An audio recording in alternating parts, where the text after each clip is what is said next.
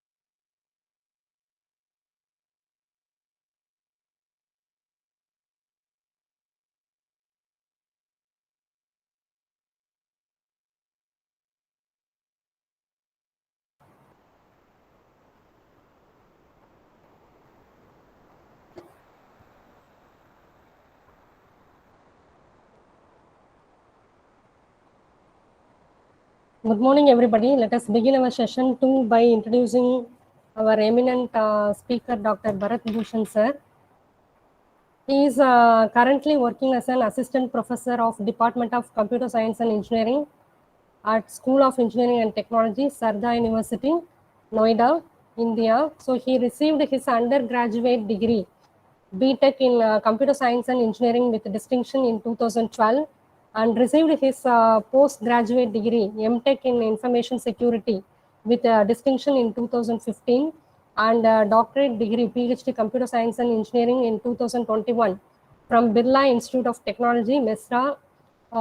He earned numerous international certifications such as CCNA, MCTS, MCITP, ORHIT-CE, and CCNP. He has published more than 80 research papers in various renowned international conferences and sci-indexed journals, including Journal of Network and Computer Applications, Elsevier, Wireless Networks in Springer, Wireless Personal Communications in Springer, Sustainable Cities and Society under Elsevier, and Emerging Transactions on Telecommunication in Ville. He has contributed with more than 25 book chapters in various books and has edited 11 books from the most famed publishers like Elsevier, IGA Global, and CRC Press. He has served as keynote speaker for numerous reputed international conferences held in different countries, including India, Morocco, China, Belgium, and Bangladesh. He has served as a reviewer or editorial board member for several reputed international journals. In the past, he worked as an assistant professor at HMR Institute of Technology and Management, New Delhi, and a network engineer in HCL Infosystems Limited, Noida. He is also a member of numerous renowned bodies including IEEE, IAENG, CSTA, SAIEI, IAE, and UACEE. Thank you, sir. Now I welcome Bharat Bhushan sir and hand over the session to him. Please, sir. So, good morning, everyone, and thanks to the organizer for your introduction. And okay, so please let me know once my screen is visible.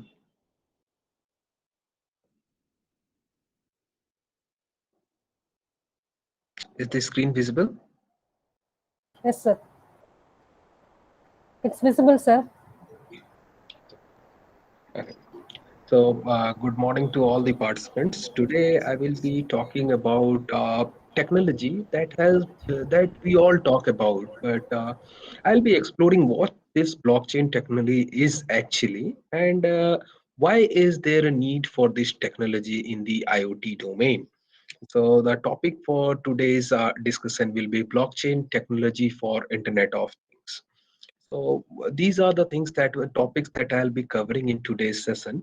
Initially, we will discuss the background of the IoT, and slowly we will proceed towards what are the problems that we face in our current Internet of Things systems. And then how is blockchain useful for this IoT? But before understanding blockchain based IoT systems, we will understand the formal definition of blockchain, because that is very much necessary, and then we'll be seeing how this blockchain is different from the traditional database that most of the IoT systems actually use. And then we'll be studying how is transaction realized in a blockchain network, so transaction process life cycle. And then we will move on to the architecture of a blockchain, especially how this blockchain technology actually works and how can we use this in IoT scenarios. Moving on to a small classification of these technologies, and then we'll be seeing the actual blockchain based IoT systems, what are the application areas, what are the challenges associated, and what can be the possible future research direction in this blockchain based IoT systems.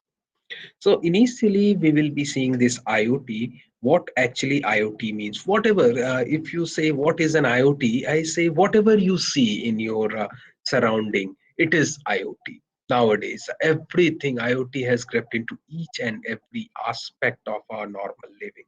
It is nothing but these are general objects that are embedded with technologies. These objects are powered with some technologies, and this technology helps them to communicate and interact with each other. And also, they can interact with each other to realize some function, or they can also interact with the external environment. So, whenever we embed some technology in the general objects, we try to provide intelligence to these objects. And why do we need to provide intelligence? This is simply to make our normal living comfortable. In order to raise the standards of a normal living, we provide intelligence to some objects, and this entire network, entire networked connection of these objects is called IoT.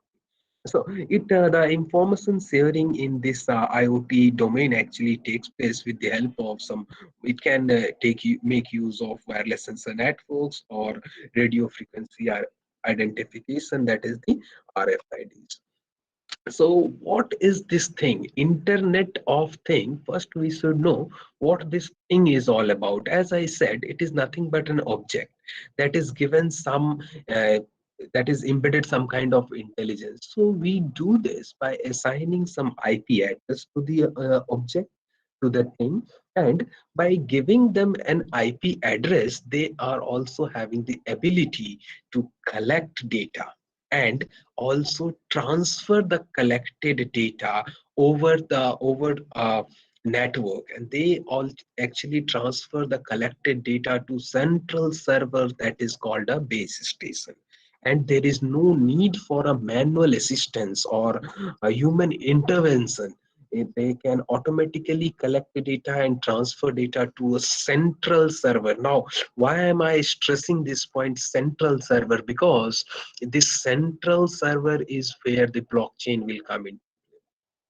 So it collects the data and sends it. And the embedded technology that we were talking about, it helps them to interact with the internal states and also with the external environment. They can communicate with each other and with the external environment. So nowadays, as I said, everything is IoT. It is creeping into the oil and gas industry, insurance industries, manufacturing industries, transportation and retail sector, healthcare sector. Everywhere we are seeing this IoT. We'll be seeing the applications of this IoT in terms of blockchain based IoT later on. So the essential components of IoT system, first of all, we need to collect data. In order to collect data, we need some device. That device can be a normal sensor that can help you to collect live data and from the surrounding. Now this data can be anything. Either suppose you want to measure the average temperature of your entire university or your building, so you can deploy certain sensors, and the sensors can collect the temperature readings, and after a period of time you can calculate the average of these values, and you can get the average temperature of the building, average temperature of the city, whatever you want. So in order to collect the live data, we use sensors in an IoT. And once the data is collected, all the data must be sent to a cloud infrastructure. In order to send data to the cloud infrastructure, we need some kind of connectivity. Now, this connectivity can be realized either with the help of mobile or satellite networks, or it can be via Bluetooth, Wi-Fi, wireless access network, whatever thing is there, we can use it to connect these devices so that they can transfer their collected data to the central server. And then we have once we have these data at the central server, once the data is gathered, we need to perform processing. Means, as I said, while measuring the temperature, what we do, we take the values and finally we get the average of the values. Suppose you want the temperature of the day, you can take around 24 readings every hour and you can get the average value. If you want to find the temperature of the entire month, again you have to take 24 into 37, 20 values and get the average. Now again, this thing will be very complex, because suppose you deploy 100 sensors, so you have 720 readings for each of these sensors. You will have around 70,000 readings. So these things needs to be processed, these things needs to be manipulated to extract some useful information.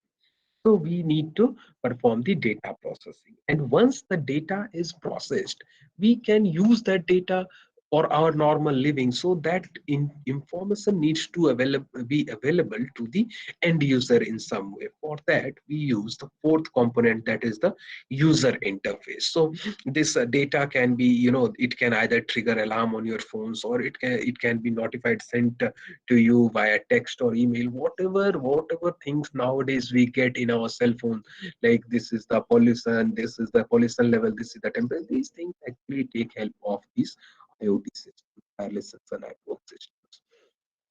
Talking of the definition, this is a classic definition that you will find everywhere. IoT allows people and things both to be connected every time, anytime, at any place, with anything and anyone, ideally using any path or network and any service. So whatever you can have, whatever concepts you can have, all are mixed in this. And finally, it helps you to live happily, to simplify your living standards, to simplify the needs.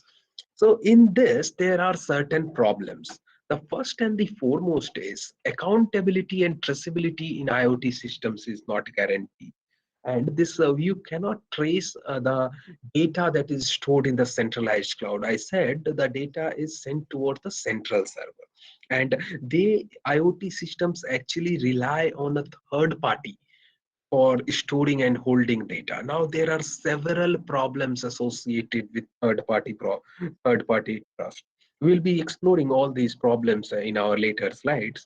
And also, as due to the exponential growth of the IoT systems, huge range of applications are actually using these IoT systems. So the central server, I gave a glimpse, just to measure a temperature of a building, you are having 70,000 readings.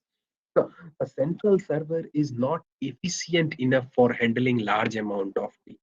So there should be some mechanism to reduce this data. We have the concept of, initially in WSN we have the concept of data aggregation, where we send aggregated value instead of sending n number of values. So this is another problem in IoT. Also, the maintenance of these systems is a problem, because if you want to distribute regular software updates to the devices, it is very impossible to provide regular software updates to these devices. Therefore maintenance is another problem. Furthermore, the closed source code, it again widens the lack of trust in IoT systems. And there are several solutions that have been proposed over the time, but most of these proposed IoT solutions are very expensive. Expensive in terms of the high cost that is incurred in maintenance and deployment of these farms and the centralized cloud. So these challenges actually makes it necessary to rethink, to reconsider the structuring of IoT. IoT is widely adopted, but these challenges need to be overcome. And therefore, it is necessary to rethink about this. And one of the premier technology that can support a distributed IoT ecosystem is blockchain. This is where, because of these reasons, we say that blockchain technology can be a candidate technology to support this distributed IoT ecosystem. But before we know how this blockchain technology is helpful to this IoT domain, we should first explore what actually blockchain means. So you can consider this blockchain to be a linked list. Blockchain is nothing but it is a type of a linked list. Now, in the linked list also we have several nodes. Here also we have nodes in a blockchain. We have blocks in a blockchain instead. Linked list, we have nodes that are connected. In a blockchain, we have blocks that are connected. Linked list, the nodes are connected on the basis of memory addresses. Here in blockchain technology, the nodes are connected, but not with the memory addresses, but not on the basis of memory addresses. We have something else, something called cryptographic hash function that connect these blocks. So it can be considered as a linked list, but only difference is that the linking between the blocks, between the nodes, is not based on the memory addresses. So thus it is a distributed type of data structure, and it has a series of blocks where each block is connected to the previous block with some kind of link. As said, it is a hash, cryptographic hash. We'll be seeing what this is. So I arrived to a definition of blockchain, that blockchain is a decentralized computation and information sharing platform. Many of us say blockchain is a Many of us say blockchain is a database. No, it is a information sharing platform. Now, this information sharing platform, it enables a multiple authoritative domains. Means there will be several entities, several domains who don't trust each other in order to reach a common decision, in order to reach a correct decision in a rational decision making process. So this is a definition of a blockchain that is very, very beautifully formed. And we will understand this definition by exploring each and every term in this definition. As we can see, the first term is decentralized. So before understanding this definition, before defining blockchain, we should know what this decentralized means. So initially, we had a centralized architecture, isn't it? Most of the initial systems, they relied on central coordination system, and the peers were connected to this central coordination system, and they received orders from this central coordination system. But there was a problem in the centralized architecture. If suppose by any chance the adversary or the malicious user can compromise the centralized architecture, if the central server actually fails, what will happen to the nodes that are actually relying on this central server for orders? So all the nodes will lose connection and the overall system will crash. So everything is dependent on one single server, one single system, a central server. This is susceptible to single point of failure.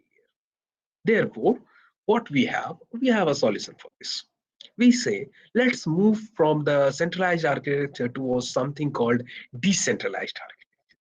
Here again, we have several coordinator nodes. Instead of one coordinator in the centralized architecture, we have several coordinator nodes, and the individual nodes connect to these coordinator nodes. Now, what happens if suppose one coordinator nodes fail? What will happen? The other nodes can join some other coordinator. So this, even if some coordinator nodes are compromised, even under few node failures, the overall system will not crash, because you will see that here the centralized network is all the nodes are connected to a single authority, and the decentralized network is we have 6 coordinator nodes, and different nodes are connected to these coordinator nodes. So there is no single authority. But blockchain actually does not follow the centralized or the decentralized architecture. It has something called a distributed architecture. So blockchain is a distributed network. This is, you can say, an enhancement of decentralized network, where every node is independent and also connected to each other. They have all the nodes are connected to some coordinator nodes, and also these nodes are connected to each other, and blockchain follows a distributed network. So it is a decentralized or distributed computation and information sharing platform. So what do you mean by information sharing platform? Initially, what was the initial way of sharing information? Suppose two persons, namely Bharat and Bharti, both are working on a project. So how will they share a document? How will they share? They use a Microsoft Word. Initially, Bharat has written some part of the document, and then he sent it to Bharti, who will be writing the remaining part or doing some corrections in that MS Word. So this was the traditional way of data sharing. But there was a notable disadvantage in this traditional data sharing. Bharat, when Bharat was working, Bharti was sitting idle, and when Bharti was working, Bharat was sitting idle means both of them are not able to simultaneously edit the document. This was a disadvantage in the traditional way of data sharing. Therefore, we moved to something called shared Google Doc.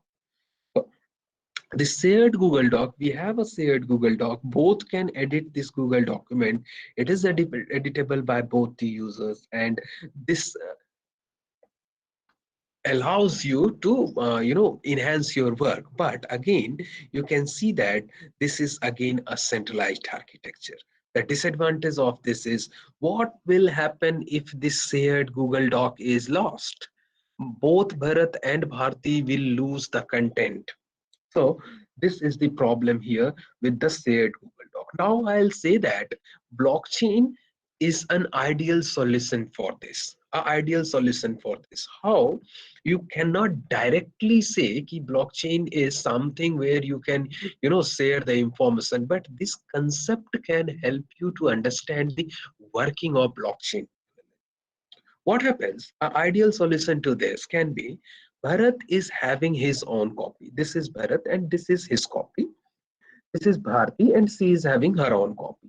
And both can edit in their own copy at a time. Let both Bharat and Bharti edit at a time, and whatever change both of them are doing, it will be reflected in a central cloud, and also it will be reflected in the document of both these users.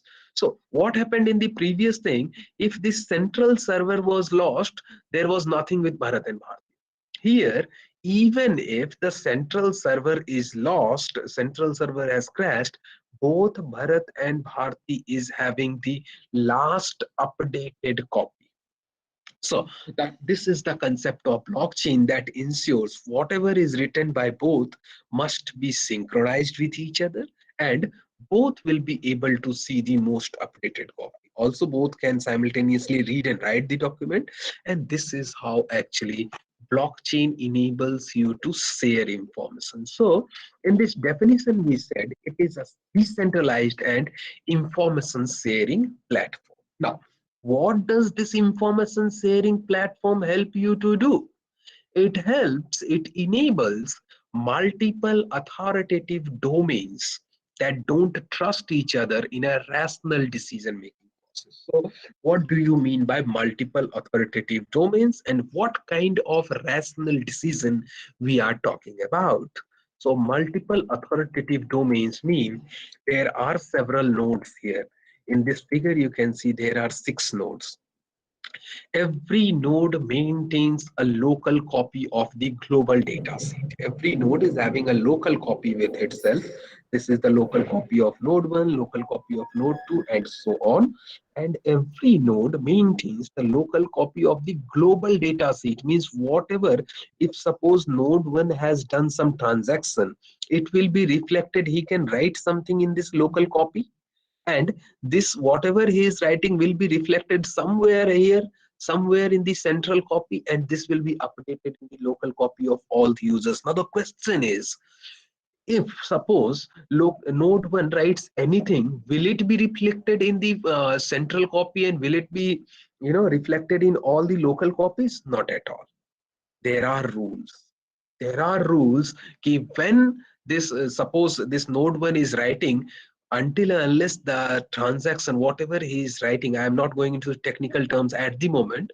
Suppose node 1 writes something, until and unless all the node verifies whatever he is writing is correct, this will not go into the central copy. And if it does not go to the central copy, it will not be reflected in the local copy of the nodes. So all these nodes collectively decide what to be entered in the central copy, what to be reflected in the local copy.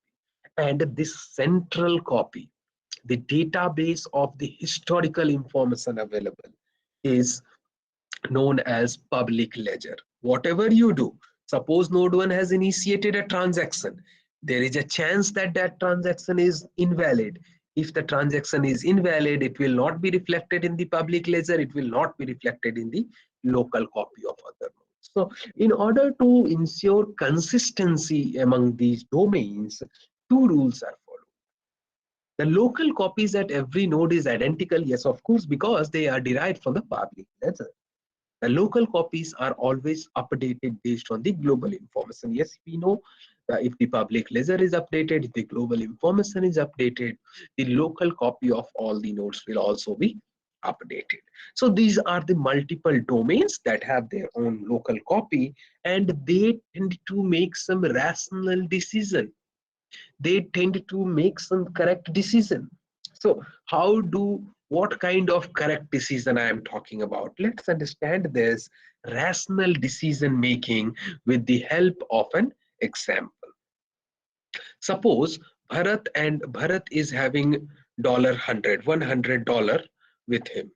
Okay, and he wants to send that $100. He want to send some amount to someone.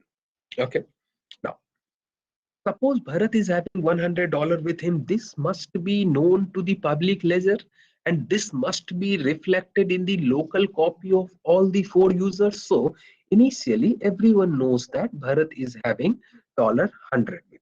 Now, suppose Bharat wants to send $50 to Bharti. Now, sending $50 means, let's go to a technical term, he wants to make a transaction. Bharat wants to make a transaction of $50 to Bharti. Now, suppose Bharat has made a transaction of $50 to Bharti, and everyone said, in the background, let's talk in the background, everyone agrees that, okay, transfer $50 to Bharti, it is good. Bharat has transferred $50 to Bharti, and this will be, once it is okay, once the transaction is valid, it will be reflected where? The public ledger, the global copy. And once it is listed in the historical information, historical copy, the global copy, this $50 is sent to Bharti, and it is also reflected in the local copy of all the users. Now, in the next case, yes, please. Hello, yes, am I audible? Yes, sir, audible. So, in the next step, suppose Bharti also says, ki, I also make a transaction of $30. Now, just understand, if Bharti wants to make a transaction of $30, first all these users must approve this. First, all these users must approve this, and once approved, this transaction will be realized and it will be added to the public ledger and again reflected in the local copy of all. So suppose Bharti has also sent $30. Now this $30 will also be reflected in the local copy. Bharati to Eve $30, Bharat to Bharti $50. Now this information is available to everyone. Now suppose Bharat wants to make a new request. I want to send $80 to Vector also. Now what will happen? What do you think? What will happen? If you can clearly see, Bharat, everyone in this network knows that initially Bharat has $100. He has already sent $50 to Bharti. So he is left with only $50. So if Bharat is left with only $50, how will he transfer? How will he send $80 to Vector? Now, is each and every person, each and every authoritative domain understands that this transaction cannot be realized. This transaction must not be approved because Bharat does not have $80 with him, and this will be a false transaction. So what happens? This transaction of $80, this request of $80 from Bharat to Vector is discarded. Now, if it is discarded, what will happen? Will it be reflected in the public ledger? Not at all. And if something is not reflected in the public ledger, if something is not executed, it will also not be reflected in the local copy of all these users. And from here, I will deduce a term called consensus. When all these users collectively approve a transaction, we say it is consensus. It is based on the consent of everyone. So we have data is replicated everywhere, and this replication gives you several advantages, especially the integrity of the information is maintained because nobody can modify your data. Also, the consistency of data is maintained by the process called consensus. As I said, it means that everyone in the network, every authoritative domain agrees that the data that goes into the data structure is what they agree to put there. So whatever data goes into the data structure is agreed by everyone. So whatever data goes to the public ledger is approved by everyone. And also we said that linking between the blocks is done with the help of a cryptographic technique. We call it a hash linking. With this understanding, we arrive to the formal definition of a blockchain, that is an open distributed ledger that can record transactions between two parties efficiently and in a verifiable and permanent manner. We know these terms: open because every information is accessible to all, distributed because there is no single party control, efficient because fast and scalable, verifiable because everyone can check the validity of information, and most importantly, permanent. Why permanent? Because golden rule in the blockchain is whatever information you have entered in a blockchain, it cannot be changed. It is tamper proof. It cannot be updated. That means that whatever transactions have been realized, whatever transactions are executed, these transactions can never be rolled back. So this is the formal definition of blockchain and the difference between the satellite architecture and the blockchain. You can see in this figure, in the first figure A, we have a user who is trying to access some data from a centralized server or a trusted third party. He sends a request to the centralized server initially. He sends, can I access the data X? It is the data X that he is looking for. He sends a request for the data X. Now, based on the permission, based on the privilege of the user, the centralized server responds the user with its with data X.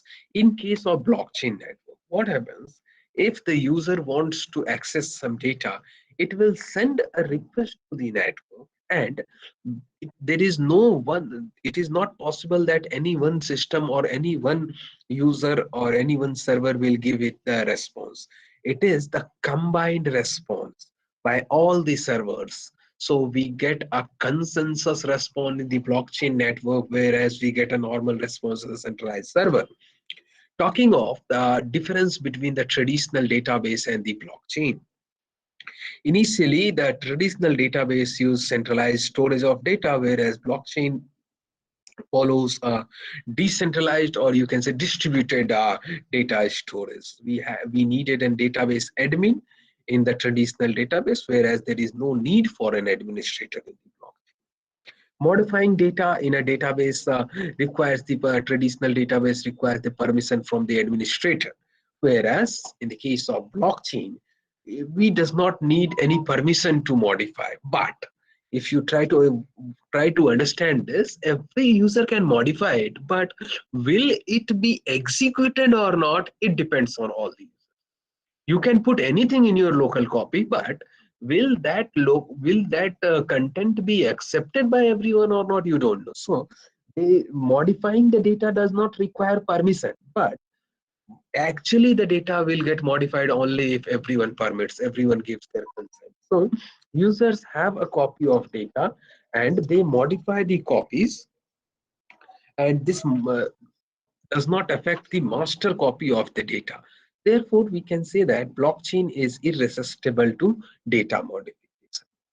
Talking of the centralized databases, keep information that is up to date at a particular moment. But blockchain keeps the present information as well as the past information. As I said, once the transaction is realized, it cannot be rolled back. So blockchain keeps the present information as well as past information that has been stored earlier.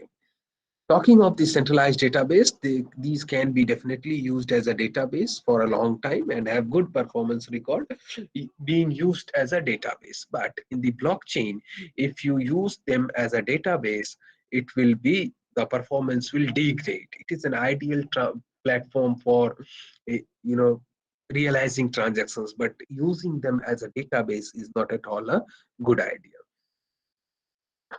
So moving on to the blockchain transaction process life cycle, I said the Bharat wants to send $80 and that transaction was invalid. Bharat wanted to send $50, that transaction was validated. How actually the transaction is validated or not validated, we will see in this topic, blockchain transaction process life cycle, and I have taken the example of Bitcoin wallet for this.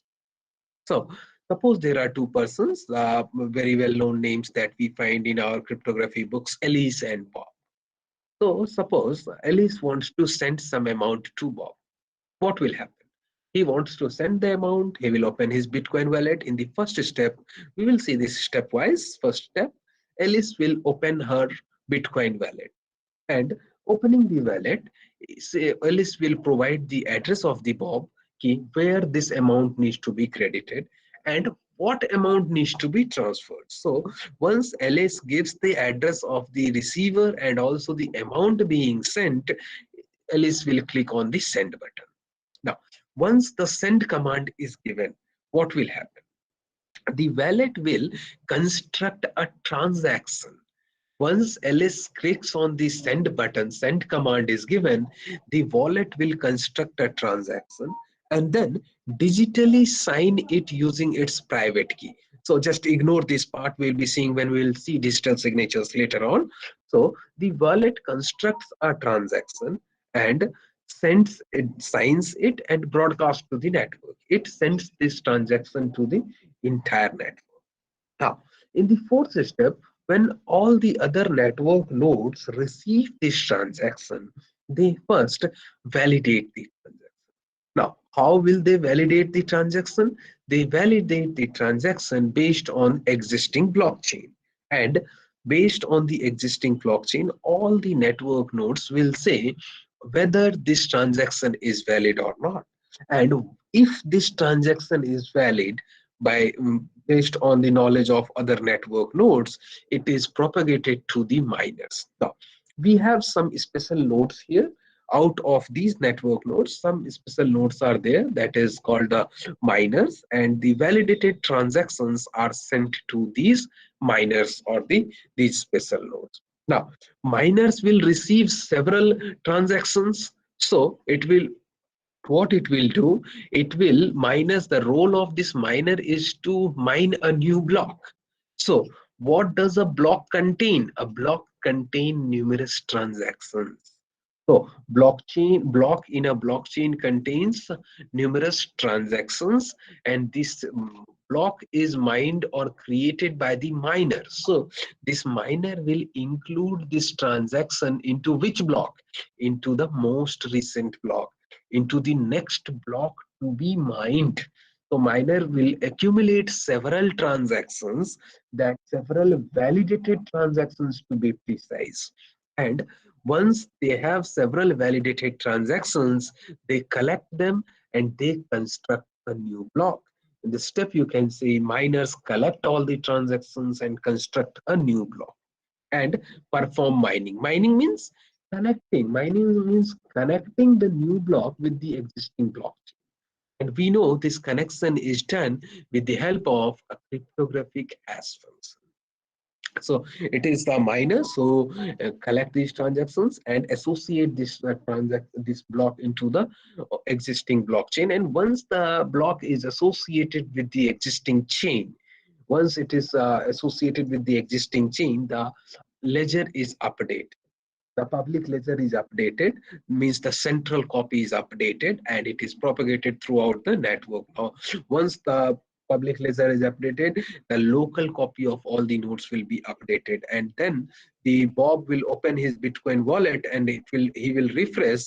The blockchain will get updated and the transaction will be reflected at the Bob's wallet.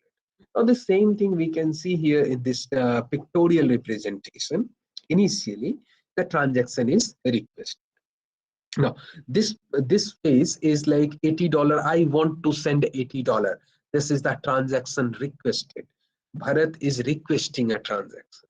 Once this request is sent here, this requested transaction is broadcasted to the peer-to-peer network or the authoritative domains. Now, this transaction is sent to everyone. As I said, all the users will validate this transaction. So validation is performed. This transaction is validated by the network nodes, and if all the nodes have validated this transaction, we say this transaction is a verified transaction or a validated transaction. So we accumulate all the verified transaction and combine them. So the verified transactions are combined in order to form a block. Once a block is formed that have several transactions, we need to perform the process of mining. So this block needs to be added to the existing chain. So newly created block is added to the existing blockchain, and once it is added, the ledger is updated and the transaction is completed. The steps involved can be like initially the transaction is initiated, and the transaction after initiation is broadcasted to the network, and based on this initiation, the miners will verify, the nodes will verify the transaction and bundle them into the blocks.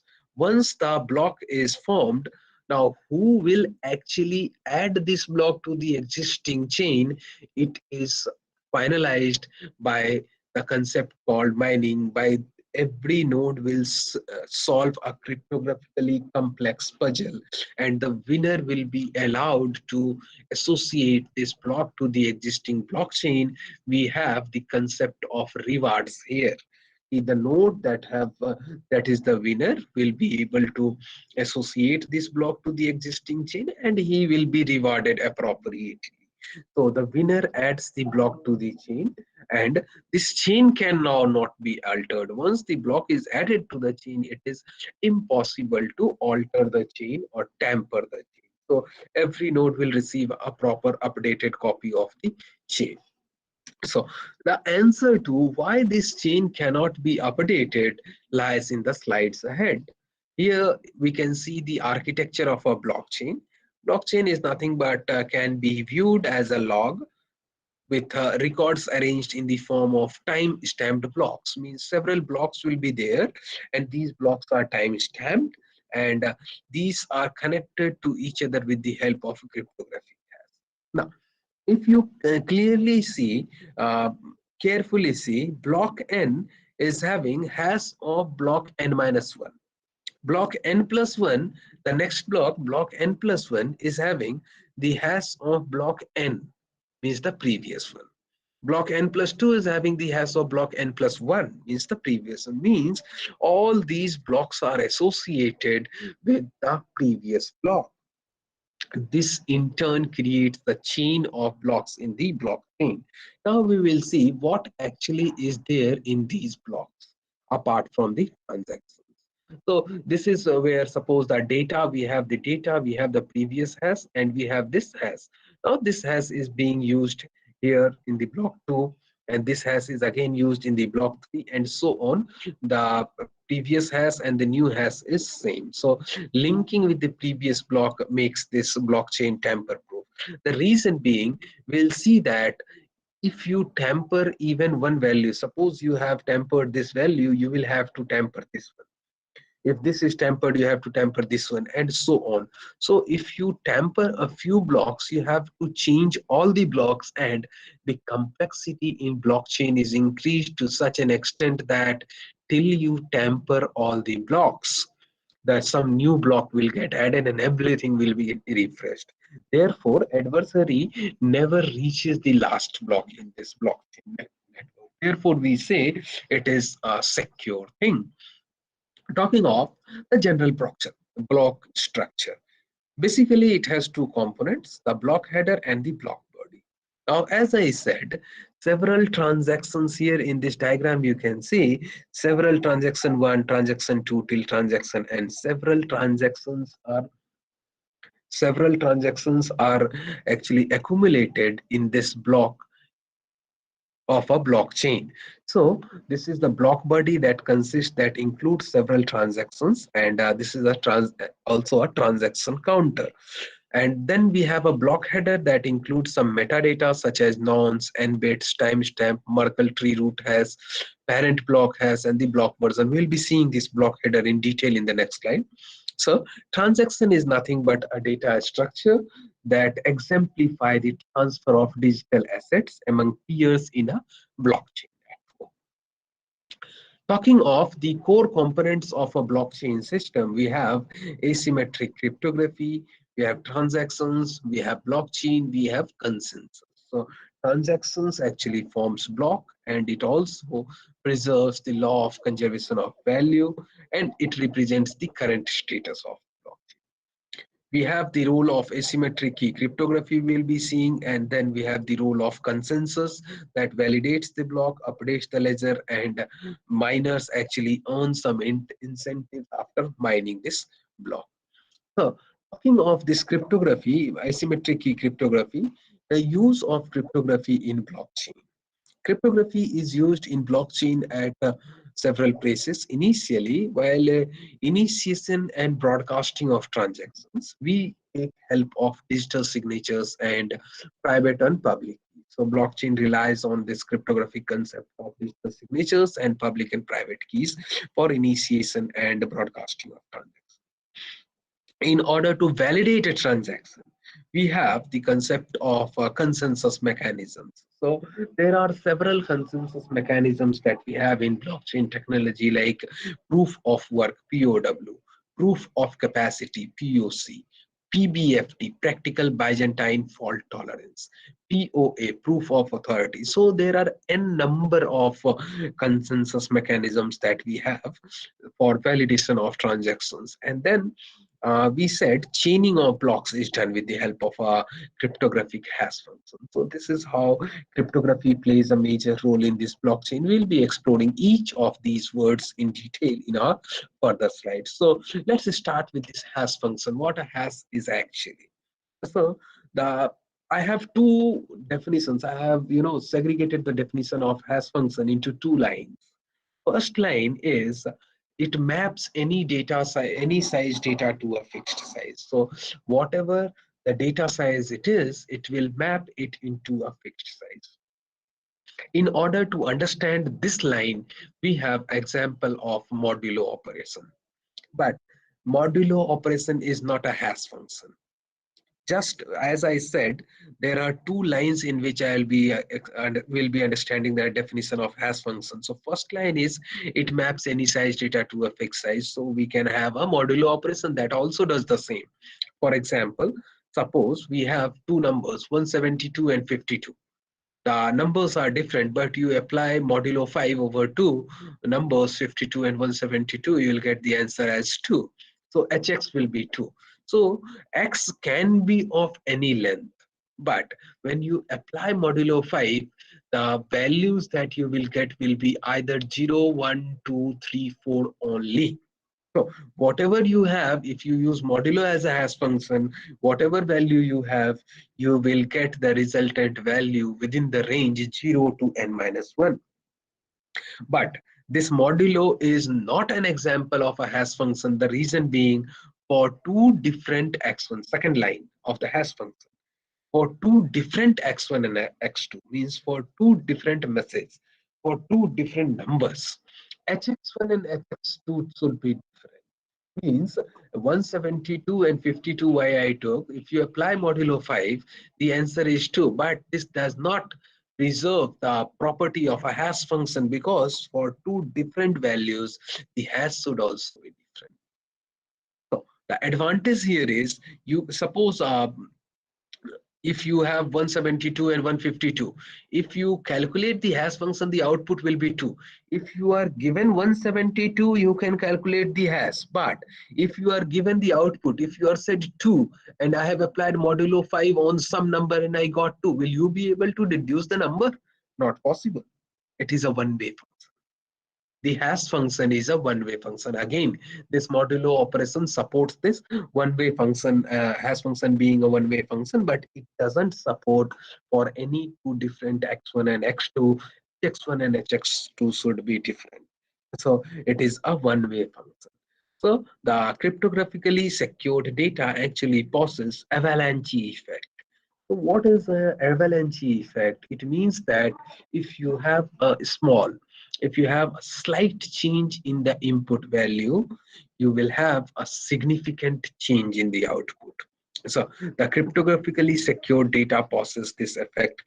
Having a slight change in input will show a significant change in the output. This is a representation of different blocks having the hash relying on the hash of the previous block. So talking of block 1, what it consists of four things: sequence number of the access, client ID, sequence number is 0, client ID is C1, for example, timestamp ID, that is TS1, and hash of the previous block, means one will have the hash of 0.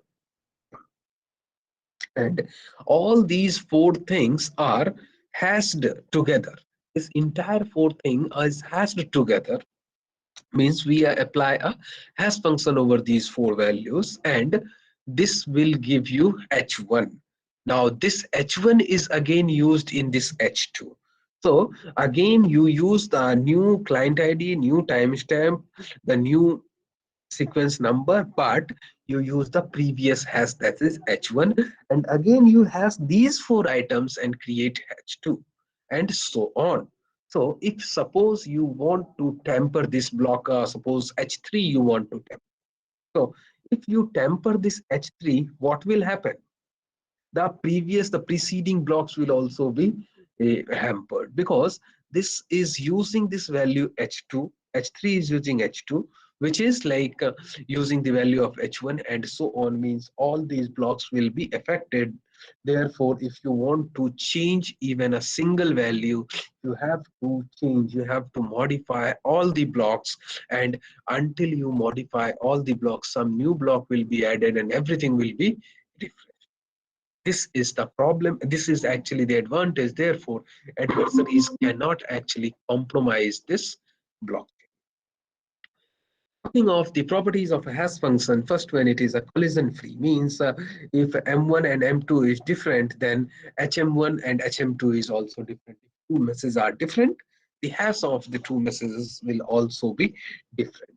We have already seen it is a one-way function, means from input you can get the output, but given an output, you'll never be able to guess the correct input.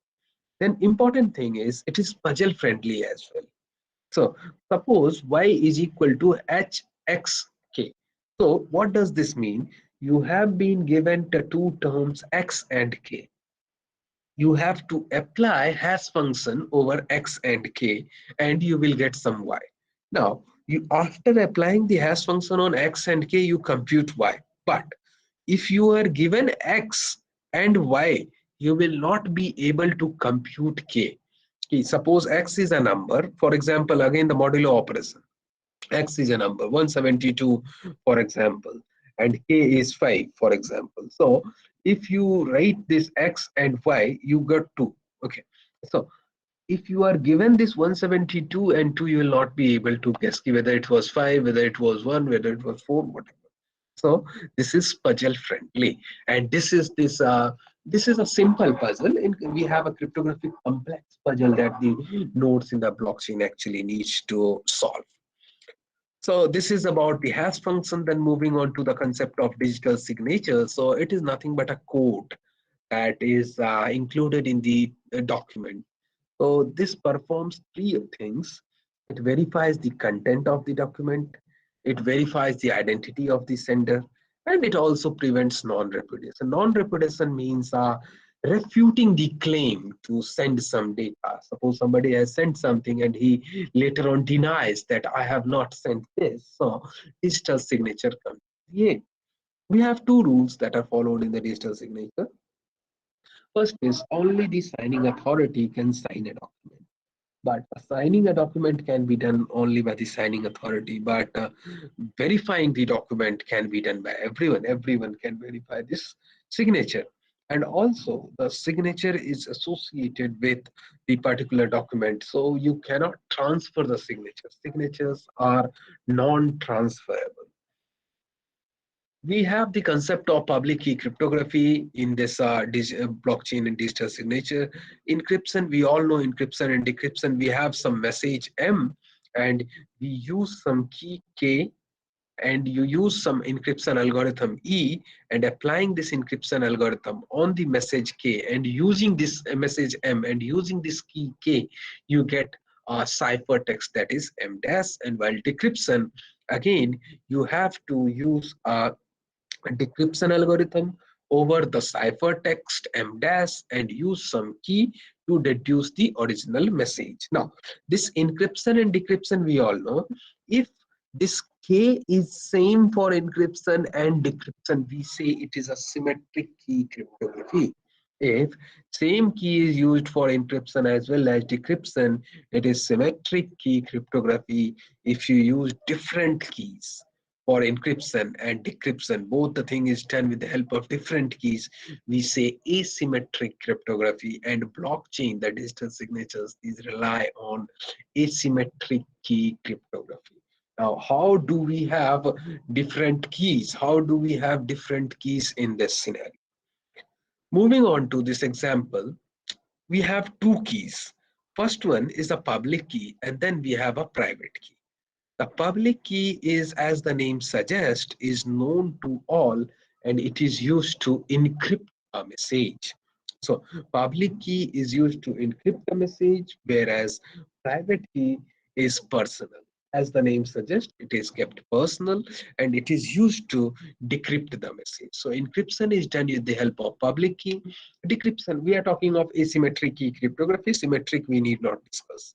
So encryption is done with the help of public key and decryption is done with the help of a private key. Now, how is this encryption realized? So, Bharat suppose wants to send some message to Bharati. So, what will Bharat do? It will encrypt the message with Bharati's public key. Now, everyone in the network knows the public key of other users, and we know that public key is used to encrypt a message. So, what will Bharat do?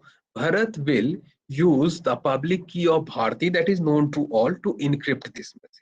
Now, the beauty of this public key and private key concept is that if a data is encrypted with the public key of Bharat, it will be decrypted only by the private key of Bharat. If a in if a data is encrypted by the public key of one user, it will be decrypted only by the private key of that user, that particular user. So Bharat can sign this message, encrypt this message with the public key of Bharti and send the ciphertext. Now, who can decrypt this message? Suppose there are several other persons in this network. Nobody can decrypt this message except the Bharti, because this message is encrypted by the public key of Bharti. It will be decrypted by the private key of Bharti that is known only to Bharti. So this message will be decrypted with the private key of Bharti, and she can use this encryption algorithm, use a key that is private key of B Bharti, and over the message M dash, that is the received ciphertext, and extract the original message M that was sent to Bharti. Now, we have a RSA algorithm that we use, that is Reves, Samir, and Erleman algorithm. That is a fundamental public key cryptography algorithm. As discussed, RSA uses public key for converting a plain text to ciphertext, and it uses private key to convert the ciphertext to plain text. Thereby, it prevents the uh, disclosure of information to other users. So what this RSA is, initially, we find three very large positive integers, E, D, and N, such that equation 1 is satisfied. Now, if you know E, M, and N, it is very difficult to find D. And So here in this, from this equation 1 and 2, we can get the En as a public key and Dn as a private key. So En can be used as a public key and Dn can be used as a private key. M is the message that needs to be encrypted. Now, how this RSA algorithm is realized, we choose two distinct prime numbers, P and Q, and we choose these prime numbers randomly to ensure tight security.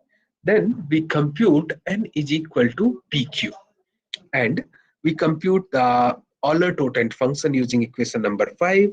Then we choose an integer E, so such that E and phi and are co-prime.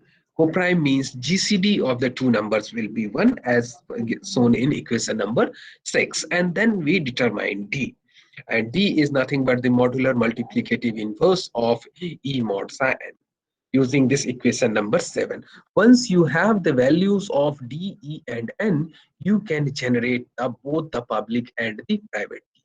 Once you have generated the public and the private keys, you keep the private key with you confidential. The private keys are kept confidential, whereas the public keys are announced to all. So encryption is done with the help of public key En, and decryption is done with the help of a private key Dn. We will see how this thing is realized. Initially, what Bharat does, he signs the message with his private key. Now, talking of this non-repudiation, if Bharat signs a message with private key M dash and sends it along with the message M. So what will happen if Bharat signs his message with a private key? It will be, this signature will be decrypted by the public key of Bharat, and we already know that if a message is encrypted by a private key of one user, it will be decrypted by the public key of the same user. So if any message, if the signature is being decrypted by the public key of Bharat, Bharat can never deny, he can never deny of the fact that the message that he is sending is the, he is the sender of this origin of this message. He can never deny this fact. So if it is being decrypted by his public key, it means that it is he who has sent his the message, because no other user knows the private key of Bharat.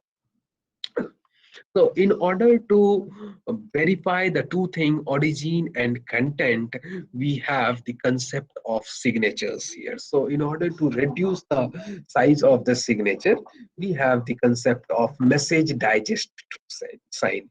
Instead of signing the entire message and sending the entire message again, we calculate the message digest and we sign the message digest. So how is this realized? Suppose Bharat wants to send something to Bharti, some message M. Now what will Bharat do? He will generate hash of the message.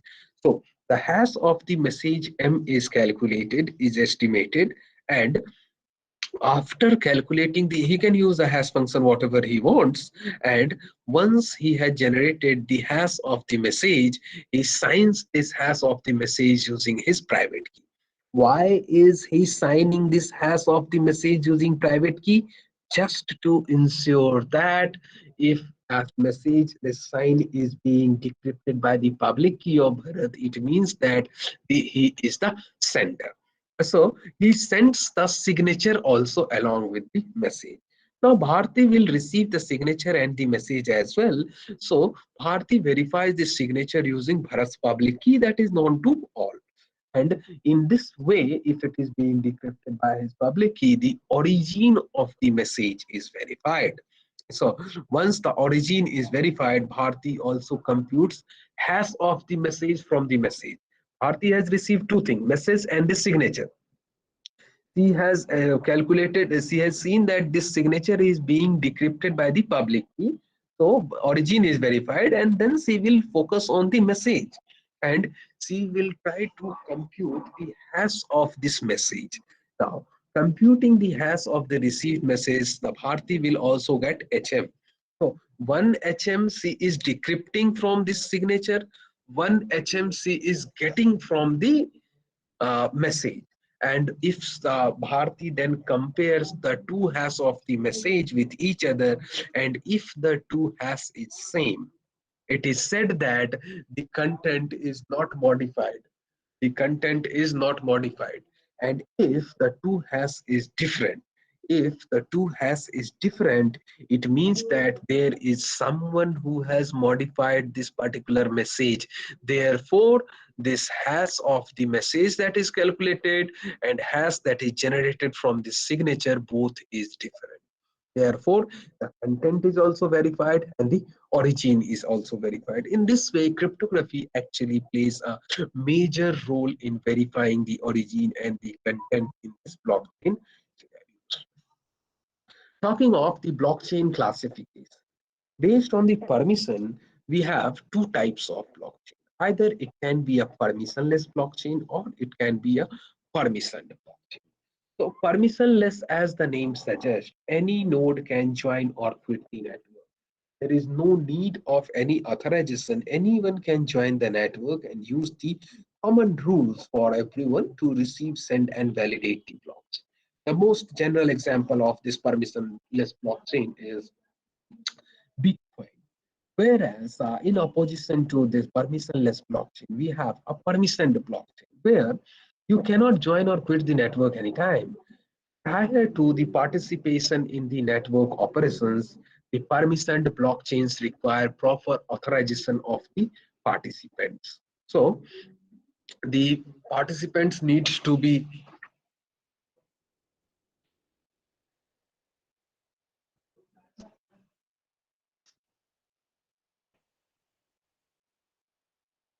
so the participants need prior permission in the network operation, and the permissioned blockchains require proper authorization of the participants. So effective network governance and identity revealing is required in the case of permissioned blockchain. So the nodes that are going to join the network, uh, they need to reveal their identity in the case of permission blockchain. Talking of another classification, this was based on permission, based on the participation. Again, we have three types of blockchain: the public, consortium, and the private blockchain.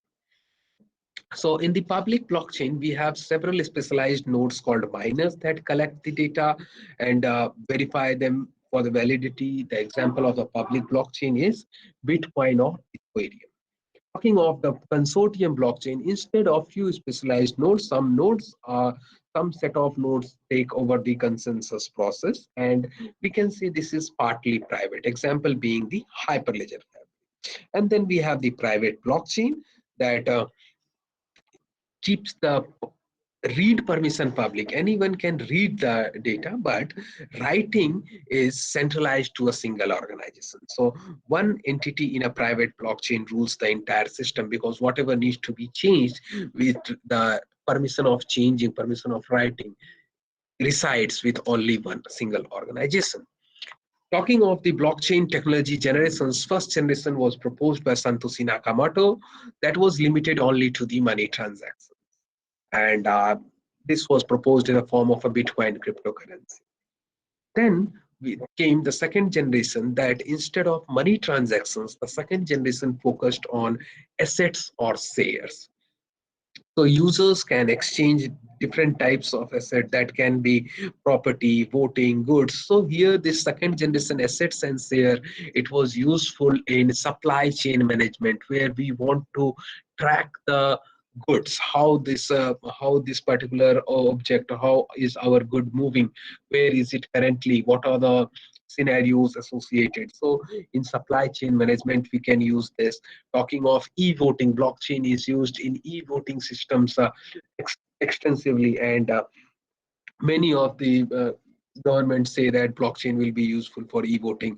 So the second generation, where this was focusing on assets and shares. And then we have the smart contract that was introduced as a third generation, where the we have participants are compelled to follow the contracts that is strictly, and this significantly enhance the blockchain capabilities. So smart contract is another thing that is also contributing towards the worldwide popularity of the blockchain technology.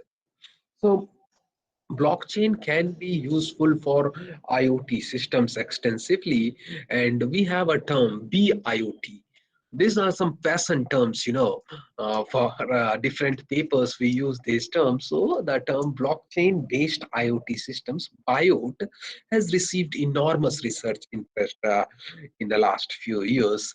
And this is actually the normal IoT systems are centralized architecture systems. So in order to decentralize this IoT communications, we have this blockchain that it enhances the fault tolerance capabilities and also prevents the problems associated with IoT servers, such as the problem of the bottleneck in the centralized IoT systems.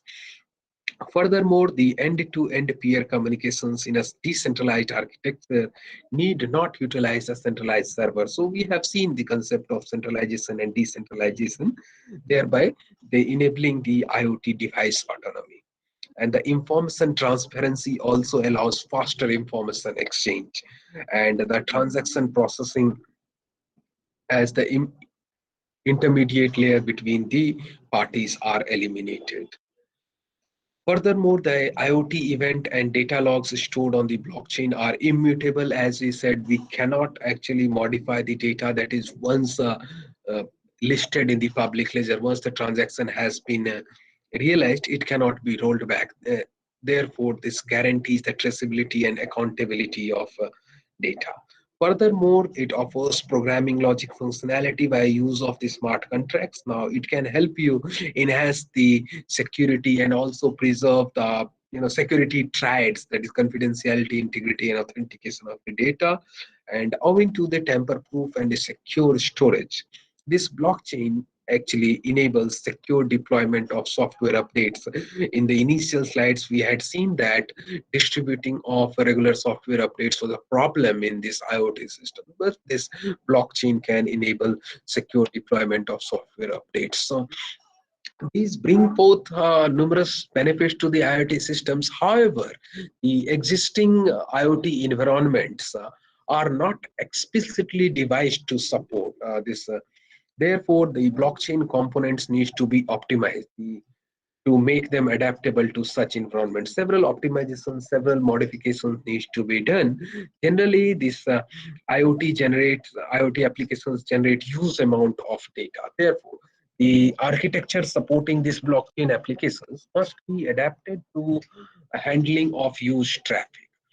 Furthermore, the IoT is vulnerable to huge range of attacks, and also the centralized cloud is susceptible to failures such as maybe the software failure, human alerts, external intrusions, or maintenance problems, or various huge range of cyber attacks that can be launched on the central server. So these IoT systems are vulnerable to huge range of attacks as well. Maybe the denial of service attack, one of the most premier attack that is launched in these IoT systems, where the actual service is not available to the users. User is not able to use the actual service that he wants. So denial of service attack, data altering, misleading systems, and eavesdropping attack means looking onto the transmission, data transmission between the two systems or between the two nodes. So these are some of the attacks that actually make these IoT systems very much vulnerable.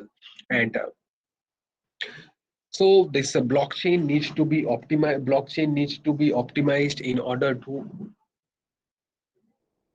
order to make it useful for these IoT systems, and several architectures have been proposed in the literatures. I'll be discussing some of these architectures, like 4 or 5 architectures I have found that is actually focusing on the architectural issues that are associated with blockchain-based IoT systems. So, work by Liao discussed the merits and demerits of the different architectures, namely fully distributed systems, distributed things, pseudo-distributed things, and fully centralized things. So, he discussed the merit and demerits of these architectures and concluded that it is the fully distributed architecture that is most suited for blockchain-based IoT systems, majorly because of the resource constrained nature of these systems.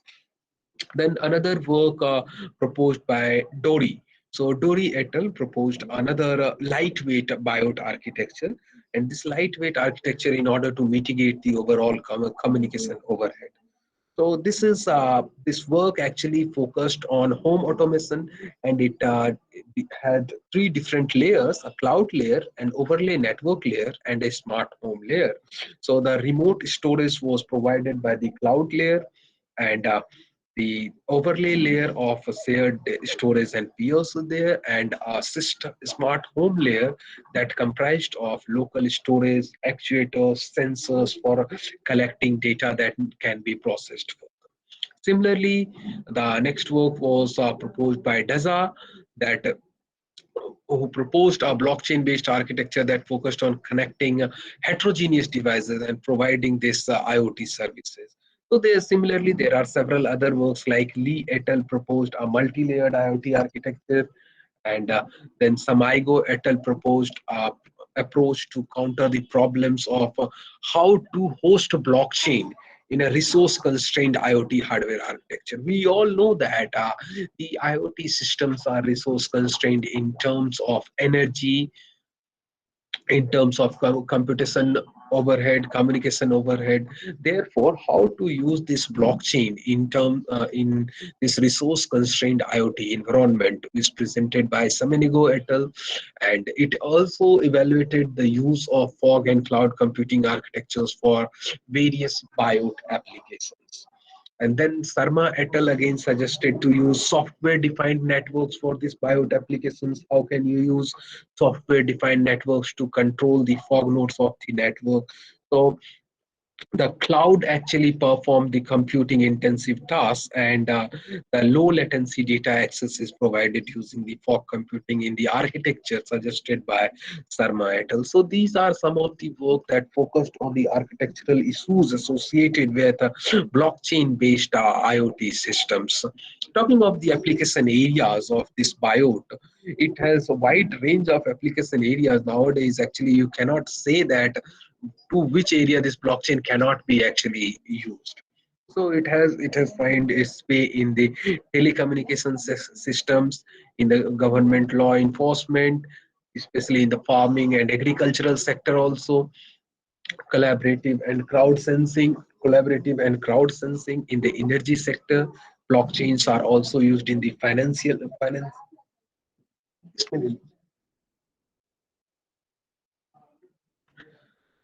transactions. Blockchains can be used in these smart cities and the healthcare sector. Blockchains are also used in Industry 4.0, the smart life, smart objects. All these components of the smart cities actually make use of this blockchain systems. We have seen that blockchain and IoT systems can be used for intelligent transportation system, and in the fleet monitoring and management, in the logistics systems. So these are some of the application areas where blockchain and IoT can be integrated and can be very useful.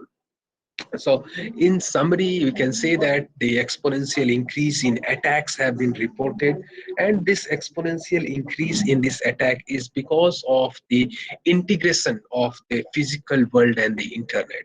So because of the advances in the internet, there is a rise in security implications, and the expanding is brings forth some major security challenge in IoT systems also, as the nodes at the network is are the most vulnerable points, and these can be compromised very easily in the IoT systems. A set of malicious nodes and other devices at the IoTs may launch botnet attacks that can completely collapse the IoT service provisioning.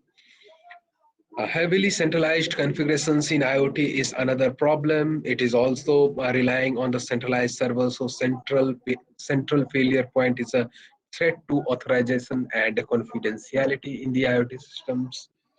Identity spoofing and traffic analysis might lead to confidentiality compromising attack that might lead to disclosure of information to these users.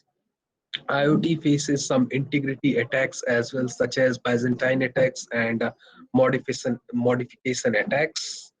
IoT downtime, data theft, and data may lead to losses of varying intensity. And the current IoT security solutions involves third-party based security solutions and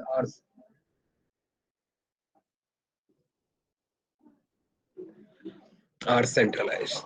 So using of blockchain to enforce the security without being dependent on a third party is proved to be very, very beneficial for these IoT systems. And because of this inbuilt protection, auditability, fault tolerant design, and decentralized public key infrastructure against these numerous attacks, it is the blockchain that promised to deliver security to these transactive networks. So the consensus protocols are also capable of preventing these malicious users from launching some denial of service attack, as the every user needs to pay some fees in order to make any kind of transaction. So how this denial of service attack is actually realized, like the adversary or the malicious user try to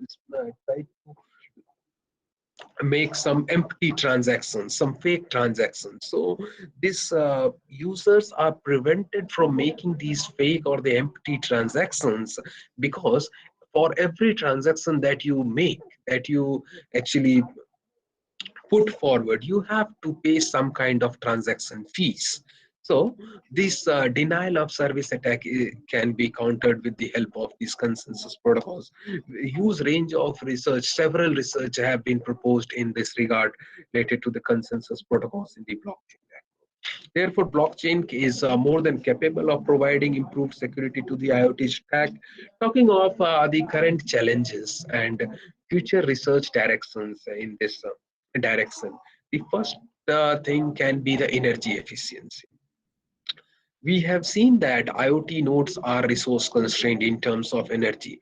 So energy efficiency is paramount importance for enabling the long-lasting node deployment. Consider a scenario. Suppose you want to deploy some nodes in a forest, and for a forest monitoring system you want to deploy. Do we put all the nodes in every tree? We do ad hoc deployment of nodes, and again, recharging of those nodes is a very big issue.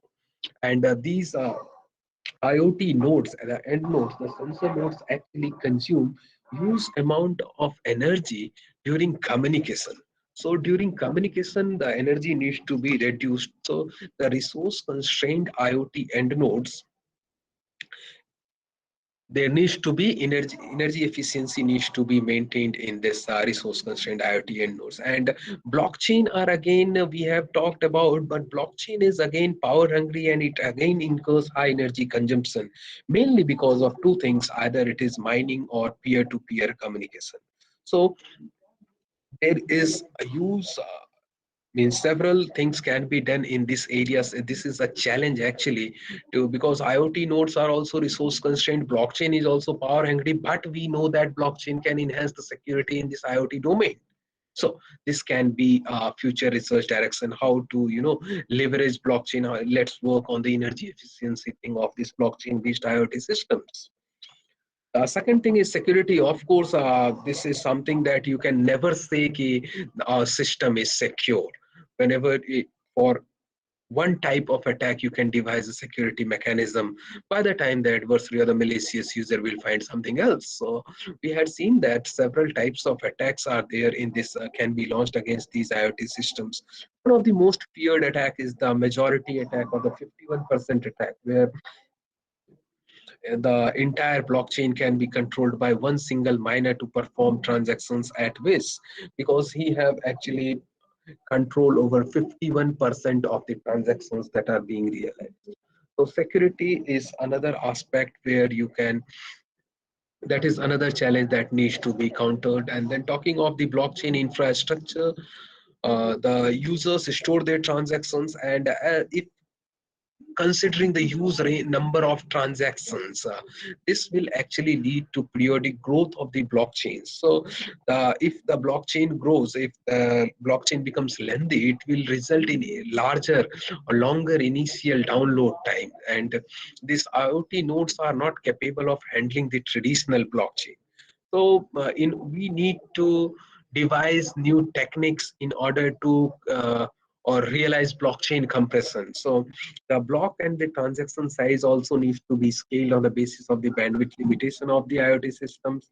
Further, what happens, how do we need to do this scaling? If the transaction is large enough, so it will involve a big payload, and the management of these large transactions will not be easy for the IoT devices. And if you make the transactions smaller, if it is a smaller transaction, what will happen? If in case of larger transaction, the payload will be big. If you use smaller transactions, the energy consumption will automatically increase, the communication energy consumption increase. We all know that in an IoT system, in a sensor systems, most part of the energy consumption is in terms of communication. Sensing does not consume enough energy. Sending the data from one place to another wirelessly, that is the communication, it is energy consuming. So smaller transactions may lead to an energy consumption. Larger transactions include high payload. So this is another topic that can be, that can serve as a potential future research direction. Another aspect that is being explored nowadays extensively is decentralizing these IoT systems with the help of machine learning techniques. So machine learning techniques can help the IoT to a great extent, so that these systems can make intelligent decisions. And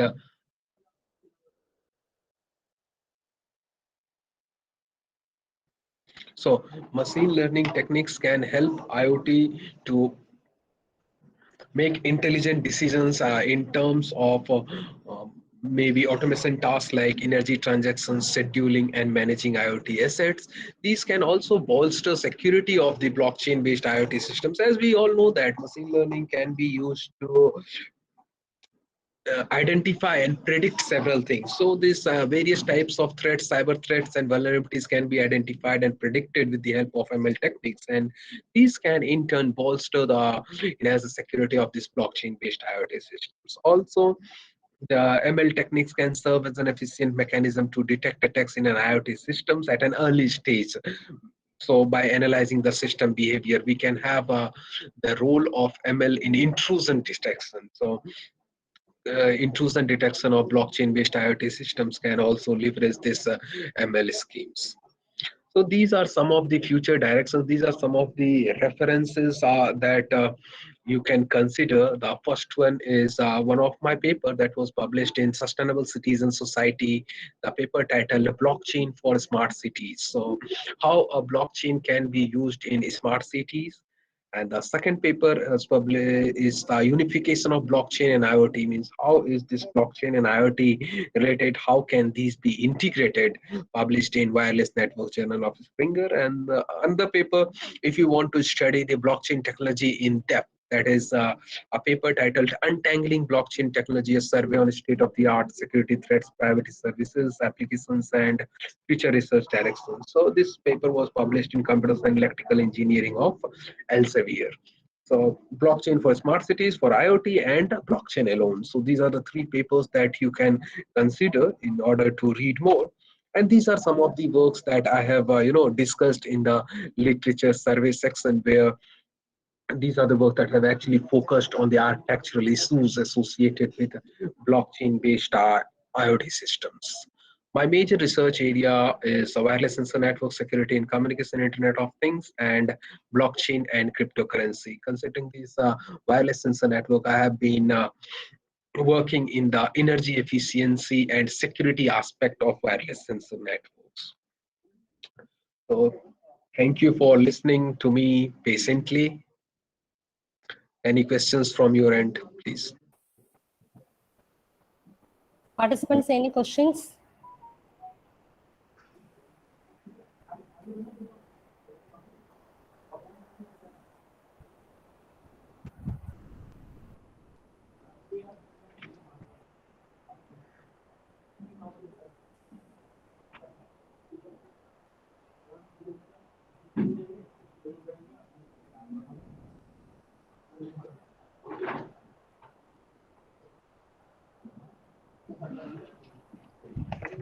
Actually, Abdul Rab sir asking about why we are keeping the Public key open to all. Public key open to all. Okay. So, yes, public key is something. See, there are, as I said, there are two types of keys here, public and the private key. So, public key is open to all because I said it is to prevent this non-repudiation. When we have the concept, if our data is encrypted with the help of a public key, it will be public key of one person. It will be decrypted by the private key of the other. Okay, private key of the same person. So until and unless everyone knows about the public key of, suppose I want to send you a data. Okay, so until and unless I know your public key, how will I encrypt the data so that you can decrypt it with your private key?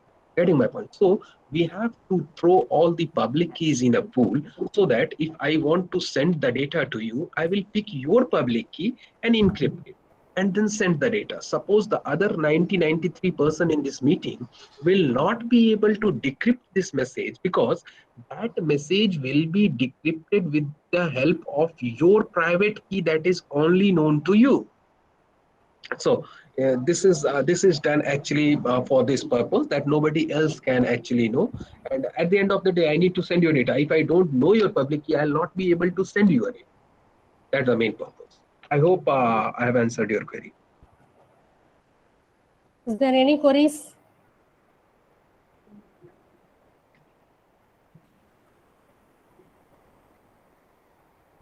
Any feedback for this session, please?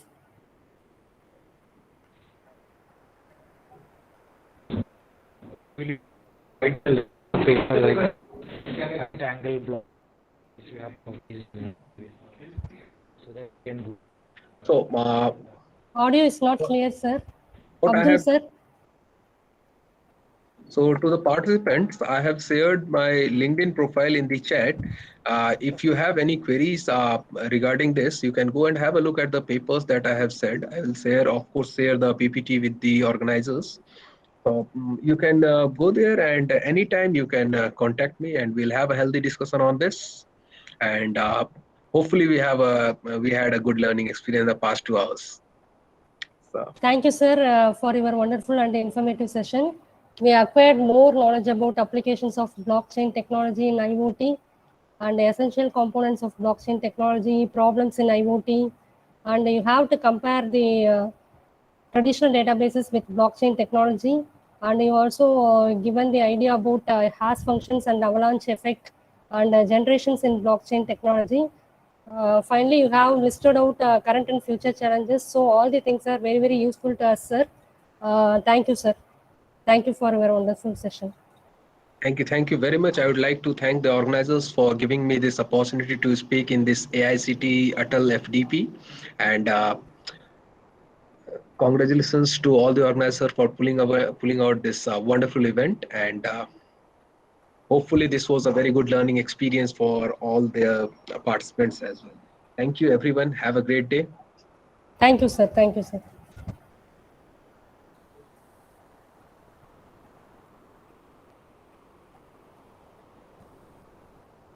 So now session. You can leave, huh? I am leaving. Okay. Okay, sir. You may leave. So this session is over. Now I'll post the attendance and feedback form for this session too in the chat box. The participants may leave the session and they will join the final session of this program by 2 p.m. sharply.